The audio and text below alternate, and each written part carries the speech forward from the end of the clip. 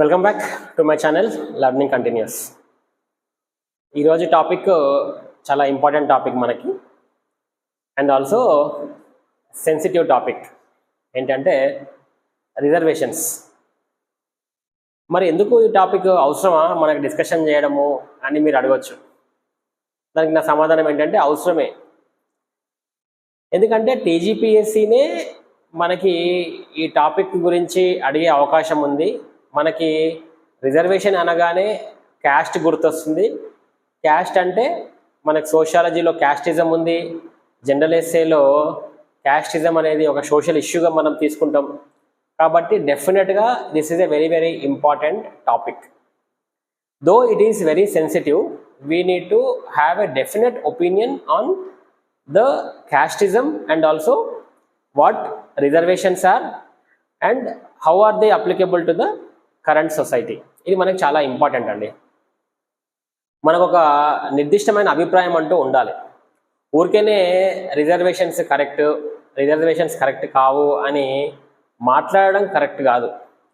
Correct అయితే ఎంతవరకు correct కాకపోతే ఎంతవరకు కరెక్ట్ కావు. ఇలాంటి మనం ఒక అభిప్రాయం ఉంటేనే మనము కరెక్ట్గా ఒక జనరల్ ఎస్సే రాసినా కానీ ఒక ఆన్సర్ రాసినా కానీ దానికి మీనింగ్ఫుల్గా ఉంటుంది.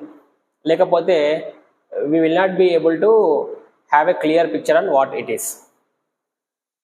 ఇప్పుడు మనము యూజువల్గా క్యాస్ట్ గురించి మాట్లాడాలంటే ఇష్టపడం.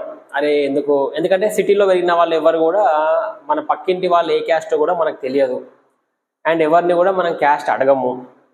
అది పెద్ద తప్పు మనకి. కానీ అదే మన ఊర్లోకి వెళ్తే, ఇప్పుడు మేము వెళ్ళాను అనుకోండి, మా ఊర్లో మా నాన్నమ్మ ఉంటుంది. ఫస్ట్ ఎవరినైనా పరిచయం చేయగానే ఆమె నోట్ల నుంచి ఏమొస్తుంది అంటే, మీరు ఏమిటోళ్ళు, తెలంగాణలో అంటారు అనమాట, మీరు ఏమిటోళ్ళు అంటే మీరు ఏ క్యాస్ట్ అని. సో ఊర్లలో మనకి తెలిసిన విషయమే, ప్రతి ఒక్కరు ఎక్కువ క్యాస్ట్ బేస్డ్ ఉంటాయి. ఆ ఊర్లలో మీరు వెళ్ళండి ఎప్పుడైనా, మేబీ వెళ్ళే ఉంటారు. అక్కడ అందరు కూడా ఎట్లా పిలుచుకుంటారంటే తెలంగాణ గురించి మాట్లాడుతున్నారు. తెలంగాణలో ఎక్కువ కాపోళ్ళు, అవసలోళ్ళు, గురిడి కాపు, లేకపోతే ఇట్లనే ఉంటాయి. అవసలోళ్ళు, పద్మశాలీలు, అవి అరే ఆ వాడకు ఈ వాడకు క్యాస్ట్ పేరు మీదనే వీధులు ఉంటాయి. కానీ గమ్మత్ ఏంటంటే ఎంత క్యాస్ట్ బేస్డ్ ఉన్నప్పటికీ ఒక క్యాస్ట్ వాళ్ళు ఇంకొక క్యాస్ట్ వాళ్ళని మామ అనుకుంటారు. మామ, కాక, బాపు ఇట్లా అనుకుంటారు. మనకు అర్థం కాదు. మేము చిన్నప్పుడు అనుకునే వాళ్ళం, అదేంది ఆయన ఆ క్యాస్ట్ కదా, మనల్ని నిన్ను మామ అంటుండేంది అని అంటాడు అనమాట. అది చాలా మంచి విషయం. అంటే మనం చాలా సినిమాలలో చూసాం కదా, బాబాయ్ అనుకోవడము, అట్లా అనుకోవడము. అది ఒక కైండ్ ఆఫ్ టుగెదర్నెస్ని తీసుకొస్తుంది. సరే, అది వేరే టాపిక్, మనకి ఇక్కడ అది కాదనుకోండి. మరి ప్రశ్న ఏంటిది, నిజంగా క్యాస్ట్ అనేది చాలా ఇంపార్టెంటా అంటే క్యాస్ట్ అనేది డెఫినెట్గా ఇంపార్టెంటే. What is caste? Caste is nothing but and occupation. మనం చేసే వృత్తిని బట్టే క్యాస్ట్లు పుట్టాయి, అంతే కదా. మనకి వేదిక్ సిస్టమ్ నుంచి వర్ణ సిస్టమ్ వచ్చింది కదా. Vedic culture, Indus valley civilisation తర్వాత వేదిక్ సివిలైజేషన్ నుంచి వర్ణ సిస్టమ్ వచ్చింది. What is varna system? Brahmins, Kshatriyas, Vaishyas, Shudras, అట్లా ఎవరెవరు వారి వారి వృత్తులను బట్టి వాళ్ళకి ఒక కులాన్ని ఆపాదించి ఈ విధంగా క్యాస్ట్ సిస్టమ్స్ డెవలప్ అయ్యాయి. అందరూ వాళ్ళ వందల సంవత్సరాలుగా ఎవరు వృత్తి వాళ్ళు చేసుకుంటూ వాళ్ళు అదే కుల వృత్తి అని అదే కులం అయిపోయింది. ఆ విధంగా కులాలు వచ్చాయి. నేను ఎందుకు చెప్తున్నా ఇదంతా అంటే, ఇక్కడి నుంచి అర్థం చేసుకుంటేనే మనకి రిజర్వేషన్స్ అనే కాన్సెప్ట్ అర్థమవుతుంది. అవునా కాదా? ఈ రిజర్వేషన్స్ అనేవి అప్పుడెప్పుడు లేవు. ఇప్పుడు ఈ మధ్య చూస్తున్నాం. ఒక 75 years నుంచి మనం రిజర్వేషన్ సిస్టమ్స్ చూస్తున్నాము. కానీ ఇప్పుడు చూస్తే కొంతమంది రిజర్వేషన్స్కి అగెయిన్స్ట్గా ఉన్నారు, కొంతమంది రిజర్వేషన్స్కి ఫర్ ఉన్నారు. అంటే some people are treating them as an advantage, some people are treating them as a disadvantage. రెండు రకాల పీపుల్కి డిఫరెంట్ ఒపీనియన్స్ ఉన్నాయి. మరి ఏది కరెక్ట్ అని తెలుసుకోవాలంటే we have to go back to కొన్ని థౌజండ్స్ ఆఫ్ ఇయర్స్ ముందుకు వెళ్తే కానీ మనకు అర్థం కాదు. అయితే ఇందాక చెప్పినట్టు మనిషి పుట్టినప్పుడు భూమి మీద ఏవి లేవు కదా, క్యాస్ట్ సిస్టమ్ ఉందా? క్యాస్ట్ సిస్టమ్ లేదు, రిజర్వేషన్ సిస్టమ్స్ లేవు, ఏవి లేవు. కానీ ఏం జరిగింది అంటే దాని అర్థం ఏంటిది? అప్పుడు ఈ భూమి అనేది, ఈ భూమి మీద ఉన్న సంపద అనేది అందరికీ వర్తిస్తుంది, మనుషులకి వర్తిస్తుంది, అండ్ ప్రతి ప్రాణకోటికి, every living organism, the resources on this planet should be used to every living organisms. Human బీయింగ్సే కాదు, ప్లాంట్స్కి, యానిమల్స్కి, అన్నిటికీ కూడా సమాంతరమైన హక్కు ఉంది. అయితే అన్ఫార్చునేట్లీ మనిషికి ఎక్కువ మేధస్సు ఉండడం వల్ల మనిషి అన్నిటినీ డామినేట్ చేసి భూమి మీద కంప్లీట్ ఆధిపత్యాన్ని తీసుకున్నాడు. అది మనందరికీ తెలిసిన విషయమే. ఇక్కడి వరకు బాగుంది. దాని తర్వాత ఏం జరిగింది అని అంటే, over a period of time, ఆది మానవుల పీరియడ్ తర్వాత స్లోగా ఏమైందంటే, కొంతమంది బలవంతులు అయ్యారు, కొంతమంది బలహీనులు అయ్యారు. ఈ బలవంతులని మనం రాజులు అంటాము, బలహీనులని సేవకులు అంటాం. సేవకులు తద్వారా వాళ్ళ వృత్తులను బట్టి వాళ్ళకి కులాలను ఆపాదించారు. ఇలా కంటిన్యూ అవుతూనే ఉంది. అయితే ఈ బలవంతులు వాళ్ళ శక్తి కొద్దీ ఎక్కువ వనరులు వాళ్ళ చేతిలో పెట్టుకున్నారు. అది అర్థమైన విషయమే కదా. అది డెఫినెట్గా వాళ్ళు, if they are mighty, if they are powerful, definitely they will have more resources. So ఆ విధంగా రాజులకి రాజ్యాలు ఉన్నాయి, భూమి మీద బంగారము, డైమండ్స్, అట్లా అవి ఉన్నాయి. మిగతా వాళ్ళకి లేకుండా పోయాయి. ఇది కొన్ని వందల సంవత్సరాలుగా నడుస్తూ వస్తుంది. ఇప్పుడు మనము స్వతంత్రం వచ్చిన తర్వాత మనం వెళ్ళి ఇప్పుడు చూస్తే, the rich have already become very rich and the poor are becoming day by day, they are becoming very poor and poor. ఇది కనబడుతూనే ఉంది మనకి, ఎవ్రీడే కనబడుతుంది. దీనికి ఏం స్టాటిస్టిక్స్ అక్కర్లేదు. ఓకే, మనం సిచ్యువేషన్ చూస్తే మనకి తెలుస్తున్న విషయమే. అయితే ఇప్పుడు వెళ్ళి రిచ్ పీపుల్ని వీళ్ళు, అరే మీరు భూమి మీద మనం ఈ భూమి అనేది మీ ఒక్కరి కోసమే ఇవ్వలేదు సంపద, ఇది అందరి సంపద, ఇది మాకు డిస్ట్రిబ్యూట్ చేయండి, లేకపోతే అందరికీ సమాంతరంగా ఉండాలి అని మనం చెప్పామనుకోండి. ఎవరన్నా నాలాంటి వాడు చెప్పాడనుకో, నన్ను పిచ్చోన్లాగా చూసి కొట్టి పంపిస్తాను. సో వెల్త్ డిస్ట్రిబ్యూషన్ అనేది జరగదు, డెఫినెట్గా జరగదు.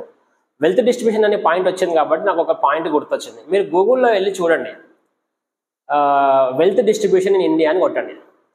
So the top 1% of the population is controlling 40% of the wealth.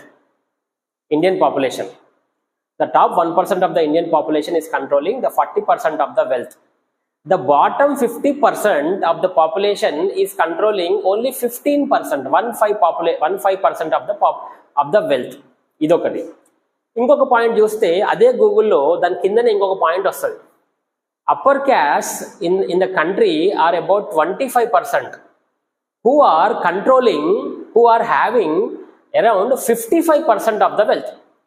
25% ఉన్న అప్పర్ క్యాస్ట్ అంట 55% ఆఫ్ ద వెల్త్ని కంట్రోల్ చేస్తున్నారంట.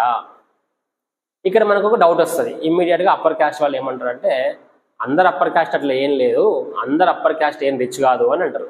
కరెక్ట్, నేను కూడా అదే అంటున్నా. అందరు అప్పర్ క్యాస్ట్ వాళ్ళు ఏం రిచ్ కాదు. ఎక్కువ ఇది ఎట్లయిపోయిందంటే స్టీరియోటైపిక్ అయిపోయింది అనమాట. ఎక్కువ అప్పర్ క్యాస్ట్ వాళ్ళకి చాలా మటుకు డబ్బులు ఉండడము, వాళ్ళు వెల్తీగా ఉండడము మనకు కనబడుతుంది. అట్లా అని చెప్పి వాళ్ళు అందరూ అట్లనే ఉన్నారా, అందరికీ భూములు, జాగాలు, ఆస్తులు ఉన్నాయా అంటే అది కరెక్ట్ కాదు. వాళ్ళలో కూడా చాలామంది వెనకబడ్డ వాళ్ళు ఉన్నారు, ఎకనామికలీ వీకర్ సెక్షన్స్ ఉన్నారు.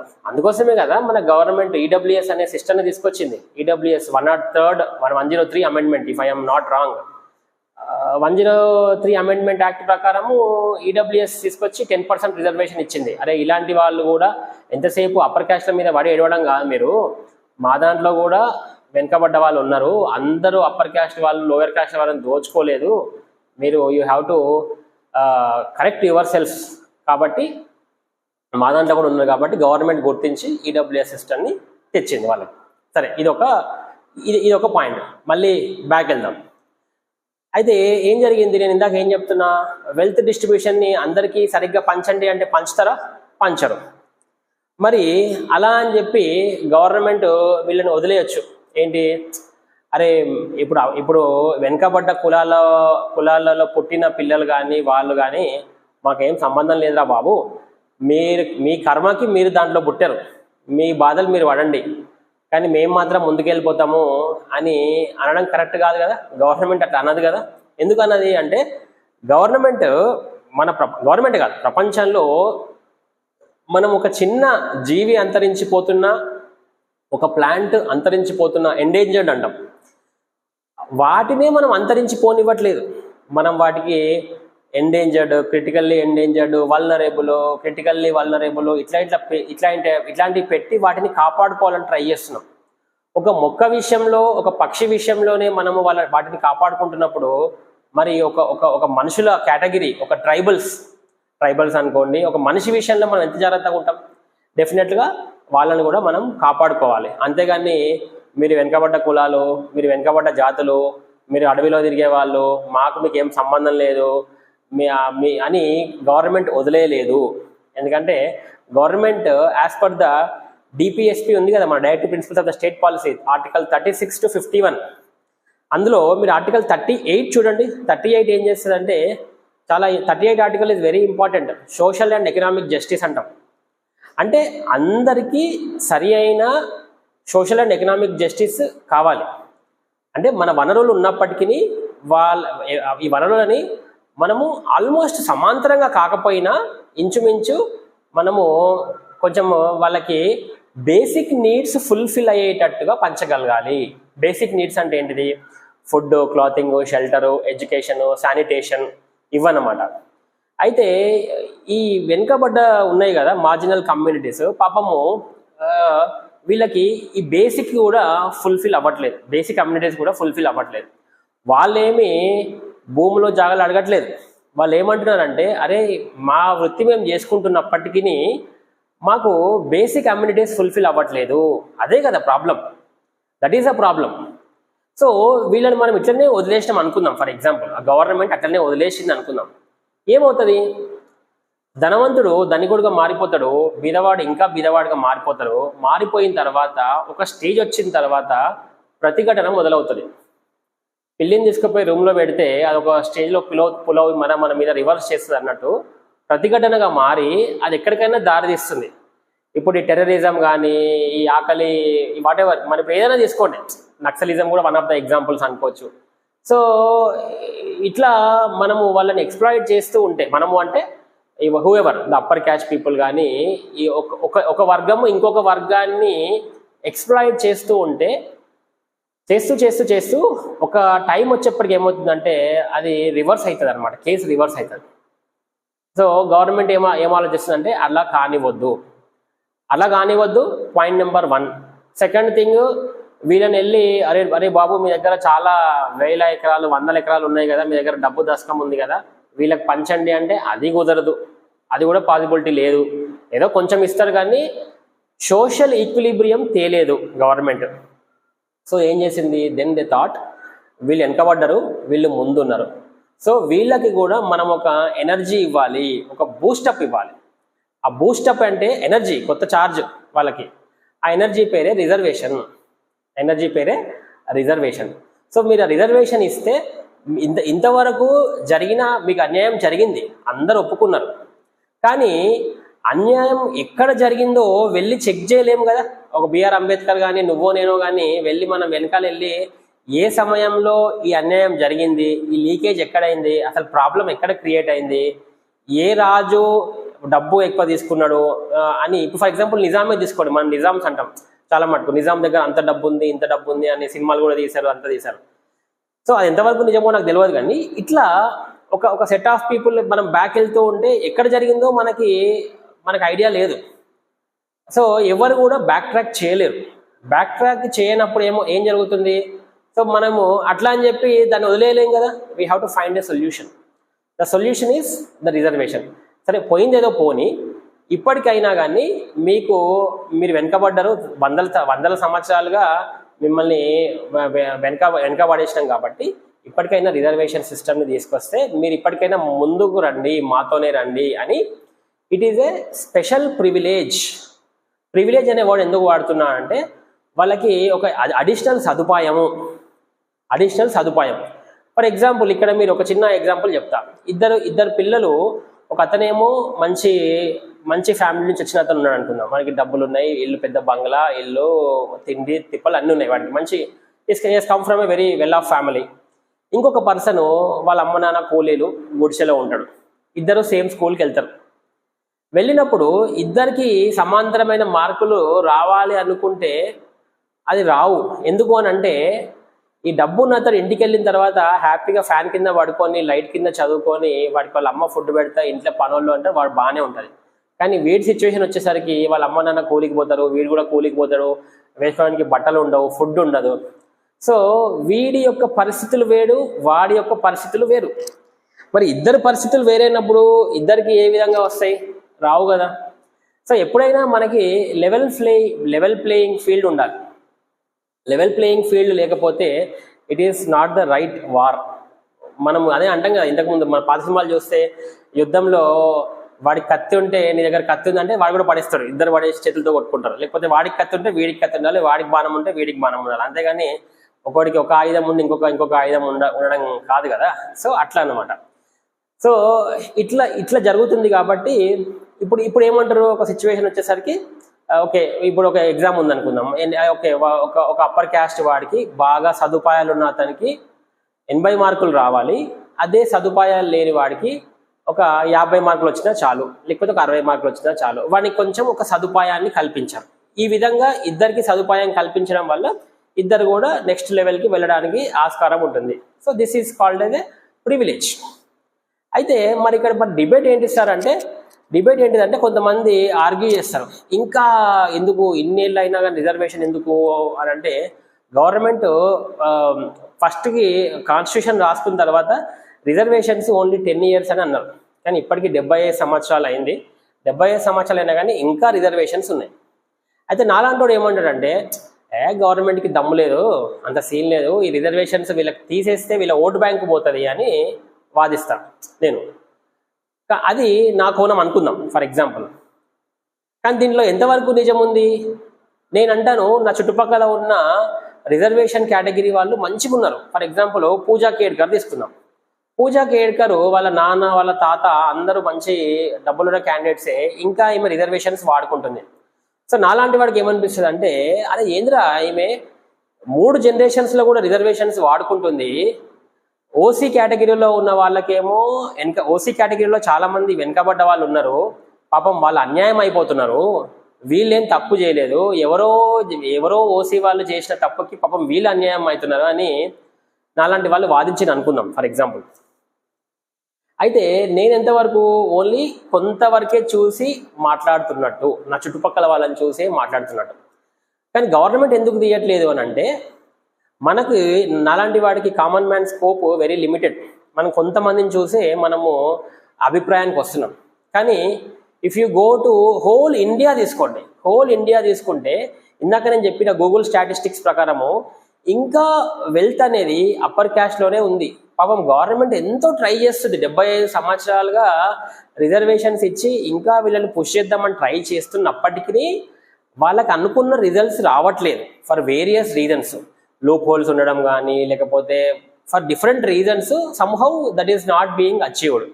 సో అందుకోసము రిజర్వేషన్స్ కంటిన్యూ చేస్తూనే ఉంది. ఒక చిన్న ఉదాహరణ చెప్తా అండి. నేను జనరల్గా బయట సర్వీస్ యాక్టివిటీస్కి వెళ్ళినప్పుడు, ఫర్ ఎగ్జాంపుల్ రీసెంట్గా నేను ఆదిలాబాద్కి వెళ్ళా. ఒక ఏదో ట్రైబల్ ప్లేస్, రిమోట్ ప్లేస్, ఎక్కడో కొండ మీద. మాకు జీప్ కూడా పోవడానికి రాలేదు. అక్కడ పైన గోండ్లు ఉంటారు, గోండ్స్.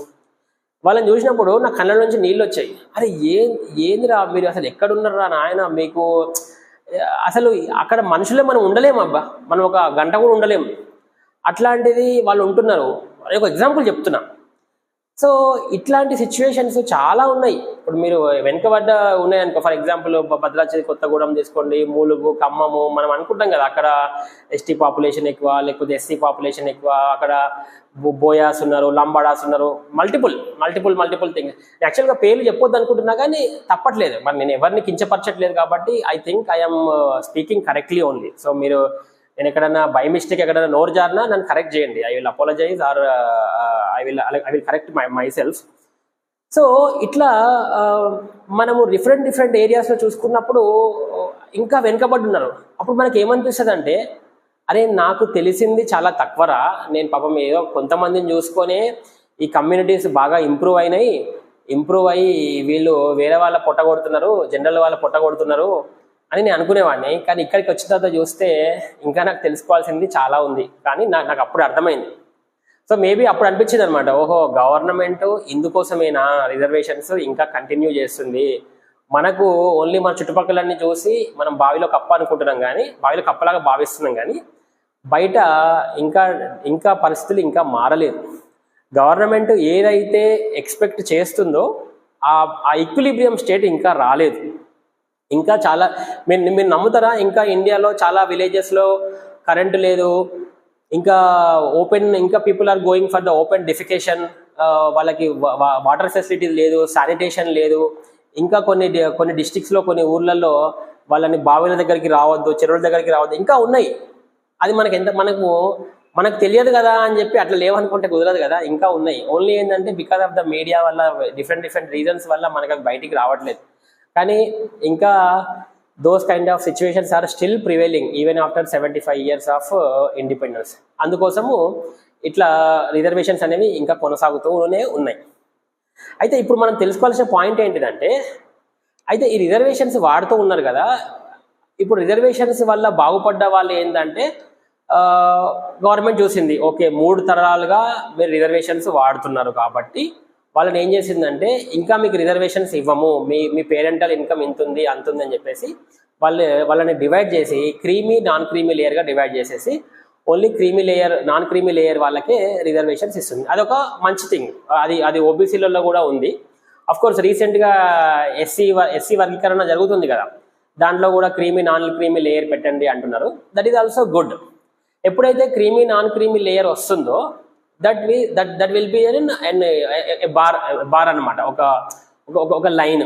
ఓకే వీళ్ళు ఈ తరతరాలుగా వెనుకబడ్డ వాళ్ళే, కానీ రీసెంట్గా వీళ్ళు పావర్టీ లైన్ కంటే పైన ఉన్నారు, వీళ్ళు కూడా అఫ్లియంట్ కమ్యూనిటీ, వీళ్ళు కూడా good community, creamy non creamy లేయర్గా వీళ్ళని కూడా డివైడ్ చేశారు అనమాట. ఇట్లా ఇది ఒక మంచి ప్రక్రియ, creamy layer non creamy layer.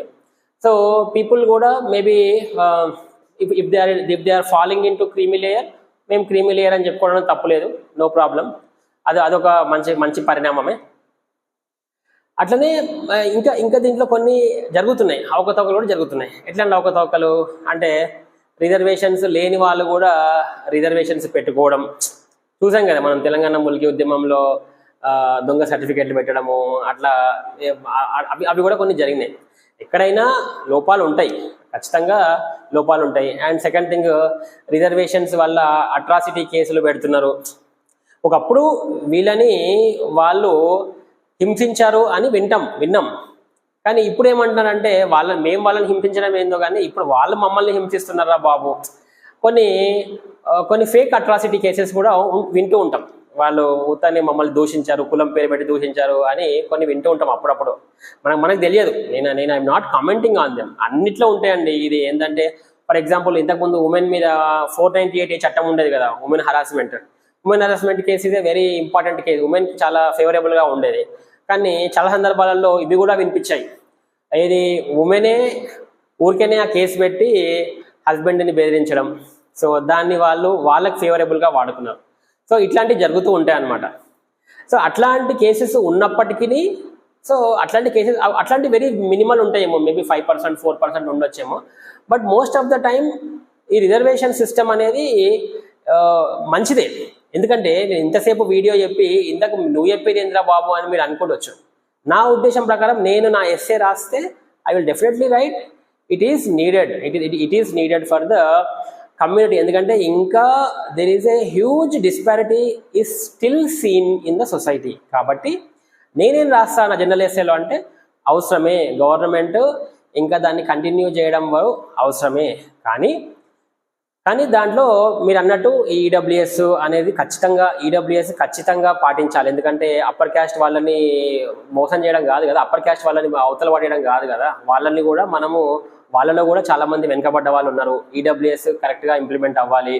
And second thing, రిజర్వేషన్స్లో వాళ్ళని కూడా క్రీమీ నాన్ క్రీమీ లేయర్గా పర్ఫెక్ట్గా దాన్ని డివైడ్ చేసి వాళ్ళకి ఏ కేటగిరీలో ఉన్న వాళ్ళని ఆ కేటగిరీగా డివైడ్ చేసి గవర్నమెంట్ రిఫార్మ్స్ కరెక్ట్గా తీసుకురావాలి. ఎప్పుడైతే గవర్నమెంట్ ఇది కరెక్ట్గా చేస్తుందో అప్పుడే ఈక్విలిబ్రియం ఫామ్ అవుతుంది. అంతేగాని ఫేక్ నాన్ క్రీమీ లేయర్స్ పెట్టడము, లేకపోతే ఇటువైపు ఫేక్ ఈడబ్ల్యూఎస్ పెట్టడము, ఇది కూడా తప్పే కదా, రెండు తప్పే, అవి కూడా చేయొద్దు. సో ఎప్పుడైతే అందరూ ఎవరి పాత్ర వాళ్ళు కరెక్ట్గా నిర్వహిస్తారో మంచి సొసైటీలో ఒక ఈక్విలిబ్రియం స్టేట్ అనేది వస్తుంది, ఒక కరెక్ట్ స్టేట్ అనేది వస్తుంది. లేకపోతే ఎంతసేపు ఇదే జరుగుతుంది, గొడవ గొడవ గొడవ. వీళ్ళేమో మీరు మమ్మల్ని దోచుకున్నారని వీళ్ళు అంటారు, ఇప్పుడు దోచుకుంటున్నారని అప్పర్ క్యాస్ట్ వాళ్ళు లోవర్ క్యాస్ట్ వాళ్ళు అంటారు. ఎందుకంటే ఇప్పుడు చూడండి, టీజీపీఎస్సీ గ్రూప్ 1లో 563 పోస్టులలో 209 ఏమో జనరల్ ఉన్నాయి, 354 ఏమో రిజర్వేషన్ ఉన్నాయి. సో ఈ 209 జనరల్లో ఏమంటారంటే, అరే 209 మాకు 563లో 354 మీకా అని వీళ్ళు అంటారు. అదే వీళ్ళని అడిగామనుకోండి, మాకు 355 పేరుకే ఇచ్చారు, కానీ మీరు మమ్మల్ని తరతరాలుగా దోచుకున్నారు కదా అని వీళ్ళు అంటారు. సో వీళ్ళ ఆర్గ్యుమెంట్ వీళ్ళకు ఉంది, వాళ్ళ ఆర్గ్యుమెంట్ వాళ్ళకు ఉంది. సో ఈ ఆర్గ్యుమెంట్స్ అనేది పక్కన పెడితే యాజ్ ఏ గ్రూప్ 1 ఆస్పిరెంట్గా మనము వీ హ్యావ్ టు అండర్స్టాండ్. నేను ఇప్పుడు మీరు నా హోల్ సమ్మరీ విన్నారు కదా, నేను ఎవరిని సపోర్ట్ చేయలేదు, వాళ్ళని సపోర్ట్ చేయలేదు, వీళ్ళని సపోర్ట్ చేయలేదు. నేను ఈ వీడియో ద్వారా చెప్పదలుచుకుంది ఏంటిది అని అంటే, reservations what ever the government చేస్తుందో ఇట్ ఈస్ గుడ్. మనకి ఒకటి ఉంది, కానీ గవర్నమెంట్ ఏమంటుంది అంటే, ఇందిరా సహాని కేసు ఉంది కదా 1992, మీరు రిజర్వేషన్స్ ఇవ్వండి కానీ 50% కంటే ఎక్కువ మించకూడదు అని 1992లో ఒక కేసు పెట్టింది కదా. అది దేని మీద కేసు? మండల్ కమిషన్. 1980లో మండల్ కమిషన్ ఉంది కదా ఓబీసీ. సో దాన్ని బేస్ చేసుకొని ఈ కేసు వచ్చింది, ఇందిరా సహాని కేసు 1992. దాన్ని బట్టి 50% కంటే ఎక్కువ రిజర్వేషన్స్ మించకూడదు అది అని ఆ కేసు ఉంది. మనం మేబీ ఈ పాయింట్ ఎక్కడన్నా మనము రాసుకోవచ్చు. ఓకే, సో ఇదండి. ఈ రిజర్వేషన్స్ అనేవి ఓన్లీ క్యాస్ట్లోనే కాదు, మనకి ఇప్పుడు ఉమెన్ రిజర్వేషన్ బిల్ కూడా ఉంది, 106 అమెండ్మెంట్ యాక్ట్, అండ్ ఇంకా రిజర్వేషన్స్ ట్రాన్స్జెండర్స్లో ఉంది. సో ఇట్లా మనకి మల్టిపుల్ వేస్లో రిజర్వేషన్స్ ఉన్నాయి. రిజర్వేషన్సే లేకపోతే కొంచెము ఇబ్బంది, అంటే ఇబ్బంది in the sense, for example మేము ఒక చిన్న ఎగ్జాంపుల్ చెప్తా, చెప్పి క్లోజ్ చేస్తా. ఈ సినిమా చూసారా, మనకి రెడీ సినిమా చూసారా? ఇంకొక సినిమా ఉంటుంది ఉదయ్ కిరణ్ది, అవునన్నా కాదన్నా. ఆ సినిమాలో కొన్ని సీన్స్లో basically it is all male dominated society. ఎప్పుడైనా ఫైటింగ్ సీన్ వస్తే వాళ్ళు ఏమంటారంటే, ఆడంగులంతా లోపలికి పోండి అంటారు. అంటే ఆడంగులకి ఎటువంటి విలువ లేదు వాళ్ళ ఉద్దేశంలో. కానీ చూస్తే వీళ్ళు ఏమనిపిస్తుంది, అరే మేము కూడా ఈ ఫ్యామిలీలో ఉన్నాము, మాకు కూడా విలువ ఉంది, మమ్మల్ని వీళ్ళు గుర్తించాలి కదా, మమ్మల్ని గుర్తించకుండా మమ్మల్ని జస్ట్ ఒక బొమ్మల్లాగా భావిస్తే కరెక్ట్ కాదు కదా. అందుకోసం ఏమైంది, అట్లనే జరుగుతూ ఉండడం వల్ల స్లోగా ఉమెన్కి కూడా, ఉమెన్ పాత్ర కూడా మన సొసైటీలో మనుషుల్ని డెవలప్ చేయడంలో ఉమెన్ పాత్ర చాలా ఉందని చెప్పి ఉమెన్ రిజర్వేషన్ బిల్ తీసుకొచ్చాం 33%. ఇదైతే అందరికీ అంగీకారమే కదా. మనం ఎంత వద్దనుకున్నా మనం చూస్తూనే ఉంటాం, మన ఫ్యామిలీస్లో కూడా మన పేరెంట్స్ కానీ ఎక్కువ ఇట్ ఈస్ ఆల్ పేట్రియాటికల్, అంటే మేల్ డామినేటెడ్ సొసైటీ. ఉమెన్కి మనం కొంచెం తక్కువ ఇది ఇస్తాం, కానీ అట్లా అని చెప్పి వాళ్ళని కించపరిచే ఉద్దేశం కాదు కదా. వాళ్ళ పాత్ర డెఫినెట్గా ఉంది సొసైటీ గ్రోత్లో. అందుకోసమే వాళ్ళకి ఏం చేసామంటే, ఇంతకుముందు ఎట్లా జరిగిందో మనకు సంబంధం లేదు, కానీ ఇప్పటికైతే మీకు 33% రిజర్వేషన్ ఇస్తున్నాము, మీరు కూడా రండి, మీరు కూడా ఈ సిస్టంలో ఒక పాలసీ ఇంప్లిమెంటేషన్లో, పాలసీ డెవలప్మెంట్లో మీ పాత్ర కూడా చాలా ఇంపార్టెంట్ అనే కదా మనం ఇచ్చింది. ఇప్పుడు అట్లా ఇవ్వకపోతే ఏమవుతుంది, అంతా సొసైటీ మొత్తము మెన్కి, అంటే మగవాళ్ళకి ఫేవరబుల్గా రాసుకుంటారు పాలసీస్, కొంచెం కూడా ఉమెన్కి ఫేవరబుల్గా ఉండదు. అది ఎంత తప్పు? ఓన్లీ మగవాళ్ళు ఉంటేనే ప్రపంచం ముందుకెళ్తుందా? మీరు చెప్పండి, అవుతుందా? ఇమాజిన్ చేయండి, ఒక వరల్డ్ ఓన్లీ మగవాళ్ళు ఉంటే, ఉమెన్ లేకపోతే అవుతుందా? అది ముచ్చటే లేదు. So we have to give them equal representation. Of course ఇక్కడ మనం ఈక్వల్ ఇవ్వట్లేదు, యాక్చువల్ 50-50% ఇవ్వాలి నా ఉద్దేశంలో, but they are giving 33%. But unfortunately 33% కూడా ఫిల్అప్ అవ్వట్లేదు ఫర్ వేరియస్ రీజన్స్. ఎట్లాంటి రీజన్స్ అంటే, ఉమెన్ బయటికి రావట్లేదు, భయపడుతున్నారు, ఇంకా వాళ్ళకి ఇంట్రెస్ట్ లేదు, వాళ్ళకి ఫ్యామిలీ ఆబ్లిగేషన్స్ ఉన్నాయి, ఇట్లా మల్టిపుల్ ఛాలెంజెస్ ఉన్నాయి. అది వేరే టాపిక్. నా పాయింట్ ఏంటిదనంటే, రిజర్వేషన్స్ అనేవి వల్నరబుల్ సెక్షన్స్కి ఇవ్వాల్సిందే. వాళ్ళు కూడా ఒక స్టేజ్ వచ్చేంత వరకు వాళ్ళకు కూడా మనము ముందుకు తీసుకెళ్ళాలి. అది ఎవ్రీ హ్యూమన్ బీయింగ్ యొక్క బాధ్యత. మనం ఈ ప్రపంచం భూమి మీదకి వచ్చినప్పుడు నేనే వాడుకుంటా, ఇది ఈ వనరులన్నీ నావే అంటే దేవుడు నవ్వుకుంటాడు. ఎందుకంటే నాకు ఒకటి గుర్తొస్తుందండి, ఆల్బర్ట్ ఐన్స్టీన్ ఒకటి చెప్తాడు అనమాట. I do not know with what weapons World War III will be fought, బట్ definitely World War IV will be fought with sticks and stones అంటాడు. ఎవరు? Albert Einstein. అంటే నా ఉద్దేశం ఏంటిదంటే, ఒక్కసారి World War III వచ్చిందంటే భూమి మొత్తము రీసెట్ అవుతుంది. నీ భూములు, జాగలు, ఆస్తులు మొత్తం పోతాయి, అంతా జీరో అయ్యి మళ్ళీ ఆదిమానవుడు పుడతాడు World War IVకి. ఎందుకంటే మన దగ్గర ఇప్పుడు అంత పవర్ఫుల్ ఉన్నాం, అందరి దగ్గర మిసైల్స్ ఉన్నాయి.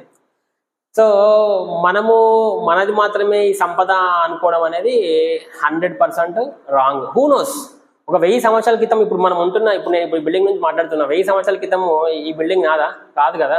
కొన్ని ఒక 100 years తర్వాత ఈ బిల్డింగ్ నాదా? తెలియదు కదా. We do not know. మనం రావాలి, వాడుకోవాలి, వెళ్ళిపోవాలి, అంతేగాని దేవుడు నవ్వుకుంటాడంట అండి. ఆయన నాకు అంటే యాక్చువల్లీ టాపిక్ ఎక్కడికో పోతుంది, బట్ కొన్ని గుర్తొస్తున్నాయి. దేవుడు అట మనం రాసుకుంది ఈ భూమి నాది, ఈ జాగ నాది, ఇల్లు నాది అంటే హీ విల్ నవ్వుకుంటాడంట. ఏందిరా వీళ్ళు భూమిని ఇన్ని ఎకరాలు నావి, అన్ని ఎకరాలు, ఆ టైటిల్ డీడ్స్ ఉంటాయి కదా, పేపర్స్ చూసి నవ్వుకుంటాడంట దేవుడు. ఆయనకు నవ్వొస్తుందంట. అంతే కదా మరి. ఒక్కసారి ఒక ప్రళయం వస్తే ఏది నీది ఏది నాది చెప్పండి, ఒక్కసారి ఆలోచించండి. అదే అండి మనము గుర్తుపెట్టుకోవాల్సింది. So we have to live on this planet helping each other. అందరూ బతకాలి, అందరూ హ్యాపీగా ఉండాలి, మనము కూడా దాంట్లో ఉండాలి అని అనుకుంటే we will be definitely in a very good position. Nature కూడా మనకి హెల్ప్ చేస్తుందండి. అది నేను చెప్పదలుచుకుంది. Thank you very much. ఇది చాలా పెద్ద వీడియో అయింది యాక్చువల్గా, 32 minutes. ఎంత వద్దనుకున్నా కానీ it is actually being prolonged. ఏదో వస్తూనే ఉన్నది కంటిన్యూస్గా టాక్. ఇంకా మాట్లాడుకోవచ్చు, బట్ చాలండి, ఇప్పటికే మస్త్ అయిపోయింది. Thank you very much for watching my video. This is Aditya బొమ్మ సైనింగ్ ఆఫ్.